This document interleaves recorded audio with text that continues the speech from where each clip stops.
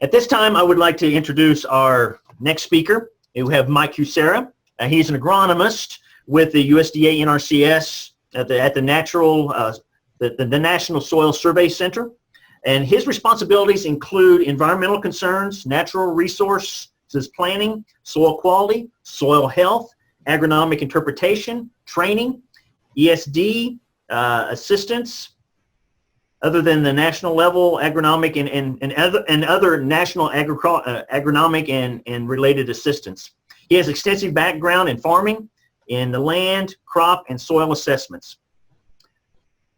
Mr. Kucera, could you give us your presentation, please? Okay, thanks.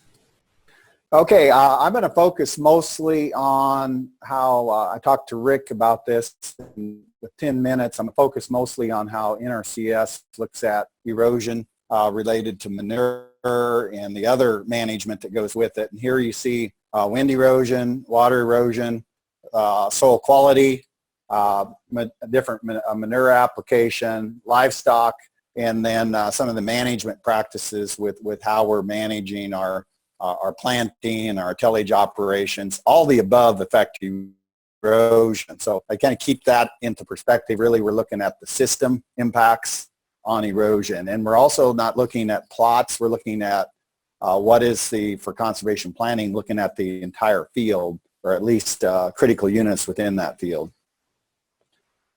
You've seen some of this before, but there's 5 soil health planning principles. We've recently added integrating livestock.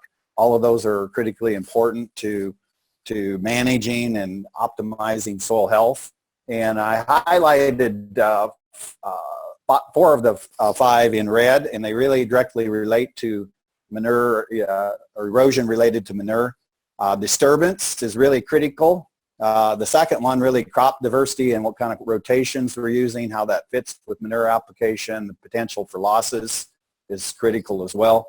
Living roots and the cover crops really can be a management practice. I'll talk a little bit more about and relating that to soil loss estimates. Of the soil cover is really critical, and the time of the year is really important. And then, of course, integrating livestock, and by applying manure, and some effects, we're adding some of the benefits that you would with livestock.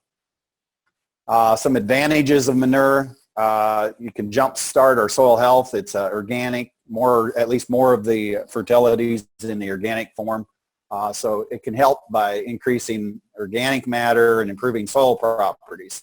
But I would caution you that, depending on the other management practices, we actually can make things worse as far as erosion and runoff, especially the amount of disturbance and cover that we lead. So when we're looking at soil loss and look at it for conservation planning, we look at all the above. But we do recognize soil carbon, soil organic matter, kind of the linchpin, if you will, to improve biological, physical, and chemical properties. Here's a really good example, and think about this on a field scale. The first 3 pans on the left are all tilled fields or tilled soils, and you can see just what the impact, that everything's the same except the cover. So we've got soil that does not maintain its aggregation very well, but simply by adding 100% cover, we had very little erosion and very little runoff, better infiltration. And the 4th pan from the right is a soil that was non-tilled in permanent grass cover. We removed all the residue, and it shows you the importance of aggregate stability, especially when you have no cover. And then, of course, we have perennial vegetation, so you see the importance. So how manure management and how the other practices impact erosion runoff dramatically. Here's some planning considerations. You could probably add others. The uniformity of the product we're applying is crucial. The uniformity of application sometimes is not uniform across the field. So how do you plan that for a whole field? The type of manure, the carbon to nitrogen ratio, the size is very important for whether it's going to impact raindrop impact. How much bedding and straw, for example, is in there. With Russell, or universal soil loss equation, surface roughness and cover are really the 2 things that are probably the most important that manure can provide. The disturbance how we're applying manure. Can we do manure applications that are compatible with no-till systems? Because manure is not going to be our frontline defense against soil erosion in a lot of situations. The residue cover is vitally important. How does it impact vegetation and growth? How can we use cover crops? And again, the last bullet there is we can't substitute manure for other erosion control or measures. We need to, it's part of the entire system. NRCS uses currently Russell 2 for water erosion prediction. Right now, WEP is being tested. It's going to replace Russell 2 fairly soon. As far as how manure is handled for impacts on erosion, they're pretty much going to be very similar. Also within that, we have a soil conditioning index, which more or less predicts the soil organic matter trend based on management, and also we have sediment loss from the edge of the field. And then a second bullet there is wind erosion prediction. WEPS is what we're currently using for wind erosion. And then once after WEP is up and going, the intent is to go to an integrated erosion tool that has both wind and water erosion built into the same tool. For Russell 2, I'm going to focus mainly on erosion rate and sediment delivery, but these are the outputs that we can get. The ones in red really directly relate to manure erosion conservation planning. So I'm going to focus primarily on that, but soil conditioning index is also an important one.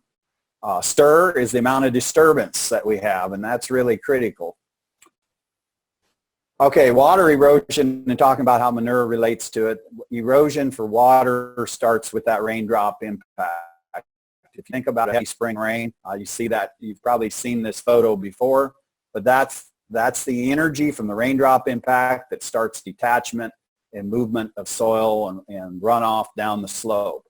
Also, if we have soils that are heavily tilled and don't have a lot of aggregate stability, we're going to create surface crust. And then that second and third rainfall event, we're going to have even more issues with runoff. So remember this, that raindrop impact and what kind of condition that field is in throughout the season when that rainfall occurs is critically important for erosion.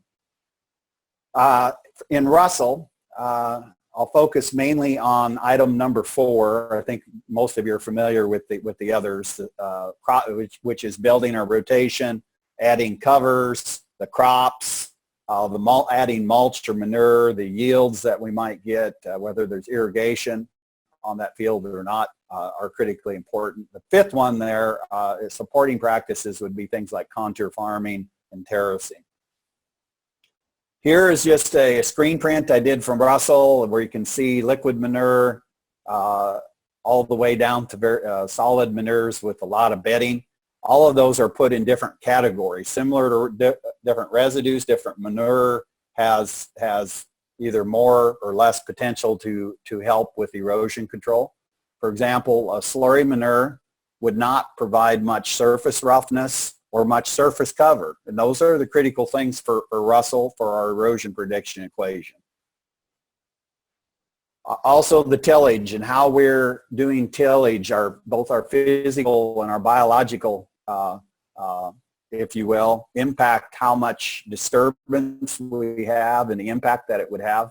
So the physical tillage, I think everybody's comfortable with that. That's the type of or intensity of tillage that you would have. Also, we've got biological impacts. So if we have flattened versus standing residue, if the residue or the manure is, of course, on the soil surface, it's going to decompose quicker. Also, the carbon to nitrogen ratio or the decomposition category that manure or residue type is put on, how long will it be there and provide that control? And also climate is big. Jeff is in the southeastern U.S., so where we have high rainfall, we have soil temperatures that are warm and more moisture, the manure is going to decompose quicker than it would in an area where it stays cooler.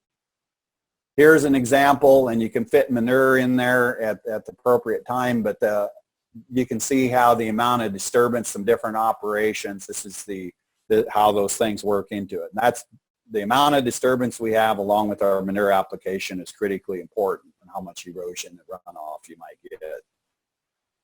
Here are some examples of some vertical till tools. You've heard some of these. These are examples of where we're trying to minimize disturbance, but some of the not all vertical till tools are created equally, so some have more disturbance than others.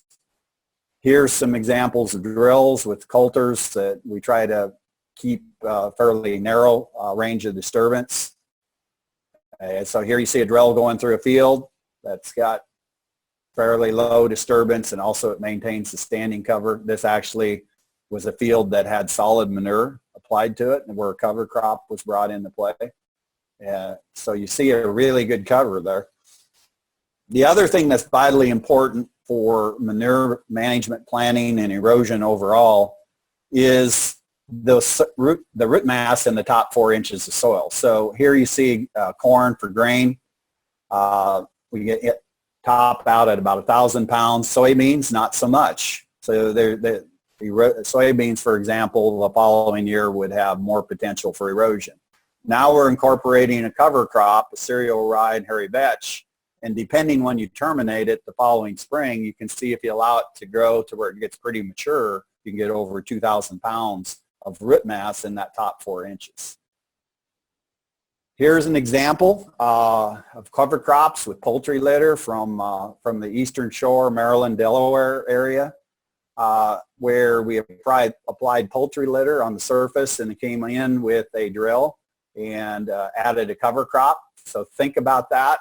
We got a nice actively growing cover there. The potential for loss is pretty minimal. Contrast this to just a mile or two away where we've applied poultry litter, had a significant fall rain, and you can see what kind of erosion and losses we have. So some of these types of concepts where we have minimal incorporation with drilling and adding cover crops, can work.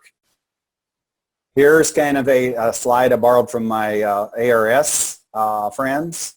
And most of our manure and sediment losses do not occur when we have the peak growth, for example, corn. They occur in the spring and the fall. Those are the highest potential for resource losses. And that's quite often when we're applying our manure. So it can be kind of backwards as far as minimizing losses. So doing cover crops can be vitally helpful in that area. Keeping it covered, which is a key thing for soil health and erosion control. So the cover is really important on how much cover. Both also provide soil biology, improved soil biology. Here's a list of things that are built into our soil loss equation into Russell and what's to come. So the climate, I talked about that. How much biomass and when, the amount and timing, irrigation inputs.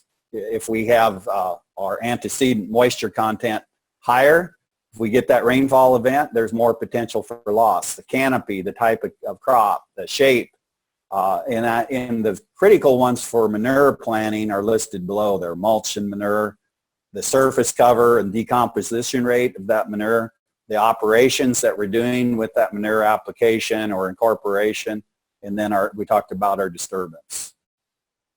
Here's some screenshots of the things that are really important for erosion prediction that I graphed out for corn, soybean, wheat with the fall cover crop after wheat. And the first one shows the amount of biomass from roots. We showed that earlier, and you can kind of see how we have some voids in there for if we get rainfall events, we don't have that living root production. Then contrast that down below. As roots are actively growing, we also have biomass production and canopy cover, which is vitally important for erosion reduction.